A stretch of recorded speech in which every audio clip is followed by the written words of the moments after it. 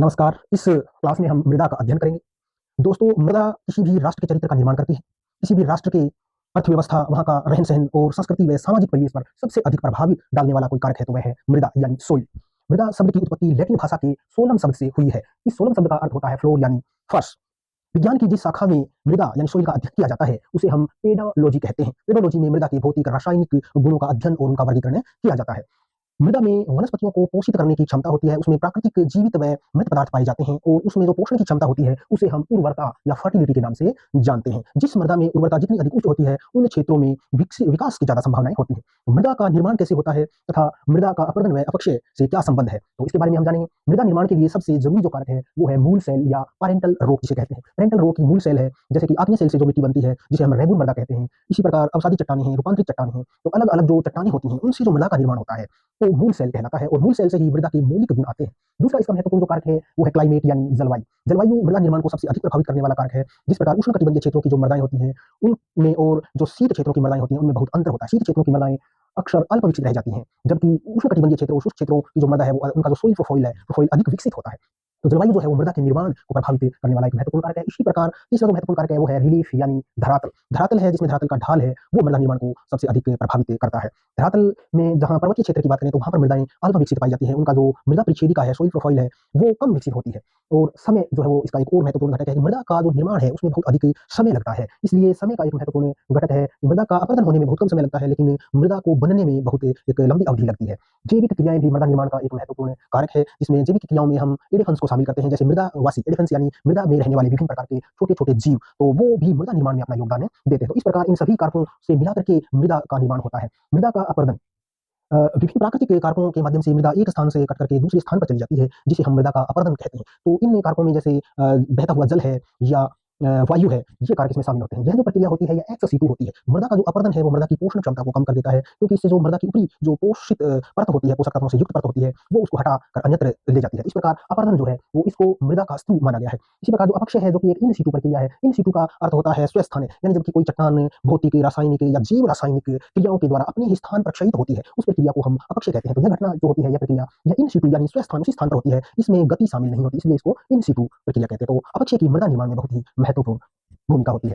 इसी प्रकार भारत की जो अधिकांश मृदाएँ हैं वो दोमट प्रकार की मृदाएँ मानी गई हैं। दोमट प्रकार की मृदाएँ वो मृदाएँ होती हैं जिनमें 1 या 2 से अधिक मृदा कणों का समायोजन होता है। तो भारत की अधिकांश जो मृदाएँ हैं वो दोमट किस्म की हैं, यानी इसमें 2 या 2 से अधिक प्रकार की मृदाओं का मिश्रण है और यह एक अच्छी उपजाऊ मृदा मानी जाती है। मृदा का जो टेक्सचर होता है, गठन होता है, उसमें बजरी होती है, रेत होती है, गाद होती है, चीका होती है और पंख शामिल होता है। तो ये कणों के आकार के आधार पर मृदा को अलग-अलग भागों में यहाँ पर विभाजित किया गया है। मृदा जो है इसका पीएच वैल्यू भी होती है। मृदा जो है वो क्षारीय है कि अम्लीय है, किस प्रकार की है, यह बहुत निर्भर करता है उसकी पीएच वैल्यू पर। तो जिसकी पीएच वैल्यू 1 से 6 के बीच होती है, वह मृदा जो है वो एसिडिक यानी कि अम्लीय मानी जाती है। 7 की वैल्यू वाली मृदा को उदासीन माना जाता है और जिस मृदा की पीएच वैल्यू 8 से 14 होती है, वह क्षारीय मृदा कहलाती है। मृदा में जो हाइड्रोजन आयन के संकेंद्रण को ही पीएच वैल्यू के द्वारा दर्शाया जाता है। संयुक्त राष्ट्र संघ ने 2015 को अंतर्राष्ट्रीय मृदा वर्ष घोषित किया था, क्योंकि जो मृदा होती है वो किसी भी देश की अर्थव्यवस्था और वहाँ के निवासियों की जीवन व्यवहार को प्रभावित करती है। इसलिए वैज्ञानिकों के द्वारा मृदा का अध्ययन, वर्गीकरण आदि किया जाता है। मृदा परिच्छेदिका मृदा के ऊपरी सतह से लेकर के उसके आधार शैल तक का एक विहंगम दृश्य होता है, जिसको हम सोइल प्रोफाइल कहते हैं या मृदा परिच्छेदिका के नाम से जानते हैं। मृदा परिच्छेदिका किसी भी मृदा के संगठन और उसके उपजाऊ होने के बारे में हमें विभिन्न प्रकार की जानकारियां भी प्रदान करता है। मृदा संगठन को मोटे तौर पर 4 वर्गों में यहाँ पर विभाजित किया गया है। इसका जो सबसे ऊपरी स्तर होता है उसको हम ए प्रोफाइल ए संस्तर कहते हैं, जिसमें विभिन्न प्रकार के जैविक पदार्थ होते हैं और पोषक तत्व शामिल होते हैं। जैविक पदार्थ जो पृथ्वी के ऊपरी सतह पर बिल बनाकर रहने वाले विभिन्न प्रकार के जीवों तथा पृथ्वी के ऊपर धरातल पर जो विभिन्न प्रकार की वनस्पतियों का सड़ा गला जो पदार्थ होता है, उससे जो खाद बनती है, उससे जिसे हम ह्यूमस कहते हैं, वो ए संस्तर में ही पाया जाता है, जो वनस्पतियों को पोषित करता है और इससे ही मृदा की उर्वरता बढ़ती है। तो इस प्रकार ए संस्तर जो है वो मृदा का सबसे महत्वपूर्ण संस्तर माना गया है। इसके बाद आता है मृदा का बी संस्तर, जिसमें उपमृदा भी कहा जाता है और इस बी संस्तर को इसमें जैव पदार्थ होते हैं और विभिन्न प्रकार के कुछ खनिज भी होते हैं। इस प्रकार जो बी संस्तर है वो ए और सी के बीच का एक संक्रमण संस्तर माना गया है, जिसमें जैव पदार्थ के साथ-साथ खनिजों का मिश्रण भी पाया जाता है। इसी प्रकार तीसरा जो संस्तर है वो सी संस्तर है। इसमें ढीली सेल सामग्री पाई जाती है, जो आधार सेल है उसका ये जो अपक्षित सामग्री है वो सी संस्तर में पाई जाती है। इसको अपक्षित चट्टान संस्तर भी हम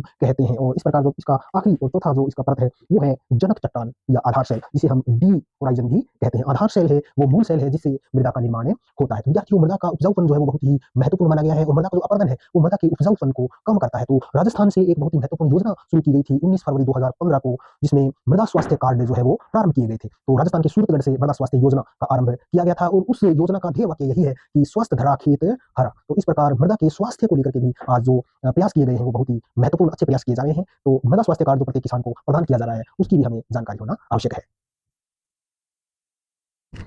तो आइए अब हम जानते हैं कि भारत की मृदाओं का वर्गीकरण, क्लासिफिकेशन ऑफ इंडियन सॉइल्स। तो जो मुख्य वर्गीकरण है वो किया गया है जलोढ़ मृदा, काली मृदा, लाल पीली मृदा, लेटराइट मृदा, शुष्क मृदा, लवणीय मृदा, पीट मृदा और वन मृदा और पर्वतीय मृदा। इन भागों में भारत की विभिन्न मिट्टियों का वर्गीकरण मृदा वैज्ञानिकों के द्वारा किया गया है और इन मृदाओं में अपने अलग अलग गुण पाए जाते हैं। तो सबसे पहले आते हैं हम जलोढ़ मृदा, जो भारत के सबसे अधिक क्षेत्र में पाई जाती है। जलोढ़ मृदा भारत के 40% भाग में पाई जाती है। जलोढ़ मृदा पंजाब से लेकर असम तक गंगा और ब्रह्मपुत्र नदी घाटी बेसिन में पाई जाती है, जिसे हम उत्तर भारत का मैदान कहते हैं। उसमें सबसे अधिक जलोढ़ मृदा पाई जाती है, जो नदियों के द्वारा अवसादों के जमा होने से निर्मित हुई है तथा इस मृदा की परिच्छेदिका बहुत गहरी होती है तथा यह मृदा बहुत ही उपजाऊ किस्म की होती है। यह मृदा नदी घाटियों में, जैसे उत्तर भारत के अलावा नर्मदा, ताप्ती, महानदी, गोदावरी, कृष्णा आदि नदी घाटियों में भी जलोढ़ मृदा पाई जाती है। डेल्टाई क्षेत्रों में भी जलोढ़ मृदा पाई जाती है तथा यह मृदा जैव पोषक तत्वों से भरपूर होती है, लेकिन इस मृदा में नाइट्रोजन की कमी होती है। इसलिए किसान इस नाइट्रोजन की कमी को पूरा करने के लिए रासायनिक खाद का उपयोग करते हैं। इस मृदा को दो भागों में भी विभाजित किया जाता है, एक है खादर और एक है बांगर। जो नवीन जलोढ़ मृदा होती है उसे खादर कहा जाता है और जो प्राचीन जलोढ़ मृदा होती है उसको बांगर कहा जाता है। खादर जो मृदा होती है वो बहुत अधिक उपजाऊ होती है तथा बांगर मृदा जो होती है, जो राजस्थान, उत्तरी राजस्थान के कुछ भागों में पाई जाती है, यह कम उपजाऊ होती है क्योंकि शुष्क मिट्टी होने के कारण, पानी की कमी होने के कारण और पोषक तत्वों की कमी होने के कारण ये खादर की तुलना में कम उपजाऊ होती है। शुष्क मृदा जो होती है, जो शुष्क क्षेत्र है वहां पर ये क्षारीय प्रकृति की होती है। तो जलोढ़ मृदा है, इसमें मुख्य रूप से गेहूं, गन्ना, चावल आदि फसलों के लिए बहुत ही महत्वपूर्ण और उपयोगी मृदा होती है।